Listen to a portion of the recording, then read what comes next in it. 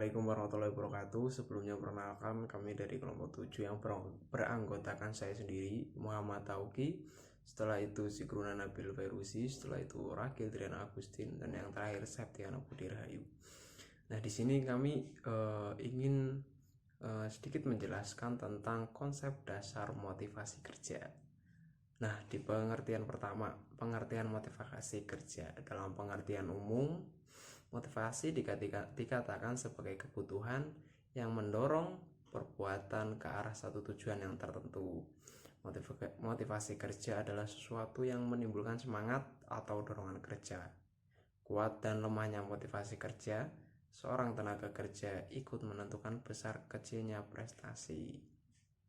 Oke, materi-materi selanjutnya akan disampaikan oleh rekan-rekan saya. Dipersilahkan. Kemudian ada ciri-ciri motivasi kerja. Yang menurut Anoraga terdapat 4 ciri motif, yakni sebagai berikut. Yang pertama, motif adalah majemuk. Kedua, motif dapat berubah-ubah. Ketiga, motif dapat berbeda-beda bagi individu. Dan yang keempat, beberapa motif tidak disadar oleh individu. Setiap orang dapat memiliki motif yang berbeda-beda. Terkadang motif juga timbul tidak disadari oleh individu tersebut. Selain itu, motif mereka juga berbeda-beda dan bisa berubah-ubah. Dan tidak hanya ada satu motif, namun terdapat beberapa motif yang berlangsung bersamaan. Selanjutnya, tujuan dari motivasi. Menurut Hasibuan, tujuan motivasi antara lain sebagai berikut. Yang pertama, meningkatkan moral dan kepuasan kerja karyawan. Yang kedua, meningkatkan produktivitas kerja karyawan. Yang ketiga, mempertahankan kestabilan karyawan perusahaan. Yang keempat, meningkatkan kedisiplinan karyawan perusahaan. Dan yang kelima, mengefektifkan penggadaan karyawan. Yang keenam, menciptakan suasana dan hubungan kerja yang baik. Yang ketujuh, meningkatkan loyalitas, kreativitas, dan partisipasi karyawan. Yang kedelapan, meningkatkan tingkat kesejahteraan karyawan. Yang kesembilan, mempertinggi rasa tanggung jawab karyawan terhadap tugas-tugasnya. Dan yang terakhir, meningkatkan efisiensi penggunaan alat-alat dan bahan baku. Asas motivasi itu ada 5. Yang pertama adalah asas mengikut sertakan, yaitu mengajak bawahan untuk ikut serta, memberikan kesempatan kepada mereka untuk mengajukan ide-ide, rekomendasi dalam proses pengambilan keputusan, yang dimana di sini yaitu para atasan memberikan kesempatan untuk para karyawan untuk mengungkapkan dan merekomendasikan berbagai ide yang mereka ketahui untuk menyelesaikan suatu permasalahan. Yang kedua yaitu asas komunikasi, yaitu menginformasikan secara jelas tentang tujuan yang ingin dicapai, cara mengerjakannya bagaimana, dan kendala yang dihadapi. Yang dimaksud di sini yaitu dengan adanya asas komunikasi ini akan menjadikan para bawahan semakin semangat dan semakin termotivasi karena dapat dikomunikasikan secara jelas, seperti untuk tujuan, cara mengerjakannya bagaimana, dan untuk kendalanya apa saja. Dan yang ketiga yaitu ada asas pengakuan, yang dimana memberikan penghargaan dan pengakuan yang tepat secara wajar kepada bawahan atas prestasi yang telah ia capai. Yang dimaksud di sini yaitu dari atasan memberikan pengakuan, memberikan penghargaan kepada bawahan untuk semakin termotivasi dan semakin membangun kebahagiaan kepada karyawan agar tetap nyaman dan tetap termotivasi, yang dimana dalam penghargaan ini yaitu bisa dalam bentuk komisi ataupun bonus-bonus lainnya.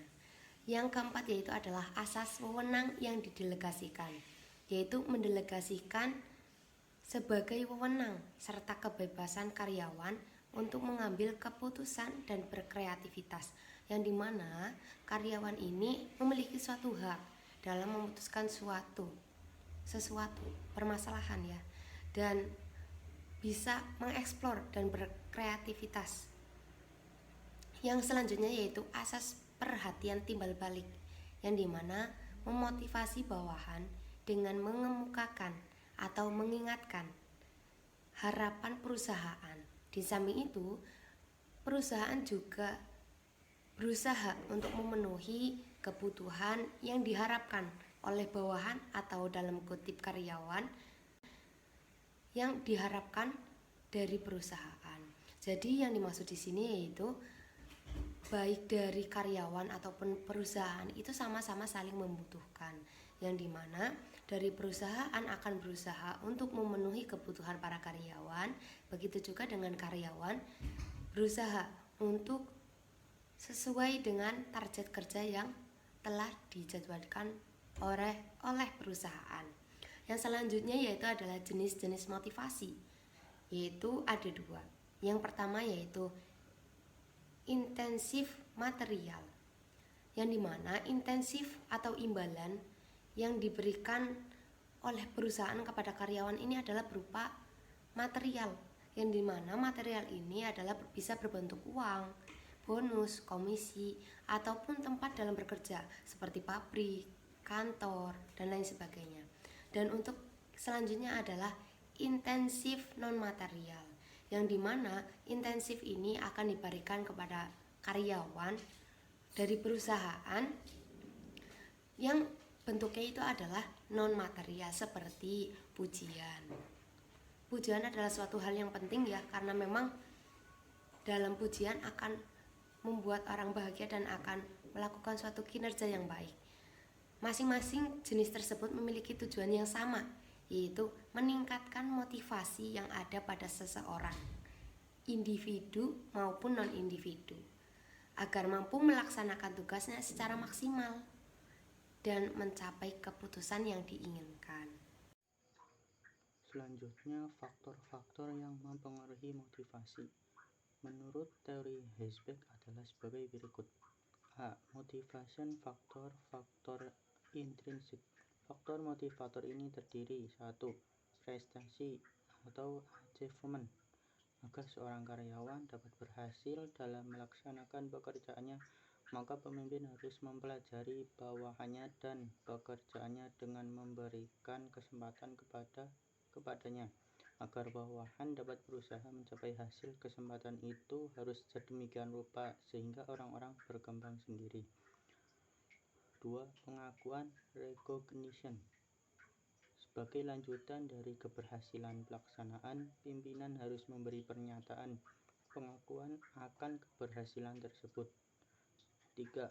Tanggung jawab atau responsibility.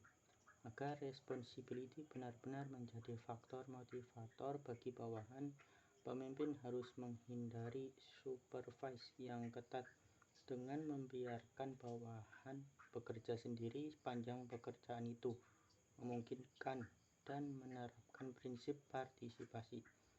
4. Pengembangan atau advancement. Pemimpin dapat memulainya dengan melatih bawahannya untuk pekerjaan yang lebih bertanggung jawab. B. Maintenance factor atau faktor ekstrinsik. 1. Kebijakan dan administrasi dari perusahaan atau company policy and administration. Kebijaksanaan personalia. Pelaksanaan kebijaksanaan dilakukan masing-masing manajer agar apa yang ditulis benar-benar direalisasikan dalam praktek oleh masing-masing manajer yang bersangkutan. Dalam hal ini supaya mereka berbuat seadil-adilnya. 2. Supervisi atau quality supervisor. Dengan technical supervisor yang menimbulkan kekecewaan dimaksud adanya kekurangan kemampuan di pihak atasan. Bagaimana cara mensupervisi dari segi teknis pekerjaan yang merupakan tanggung jawabnya, atau atasan mempunyai kecakapan teknis yang lebih rendah dari yang diperlukan dari kedudukannya. Untuk mengatasi hal ini, para manajer harus berusaha memperbaiki dirinya dengan jalan mengikuti pelatihan dan pendidikan dengan atasannya. Mungkin cukup sekian dari kelompok kami, kurang lebihnya mohon maaf. Wassalamualaikum warahmatullahi wabarakatuh.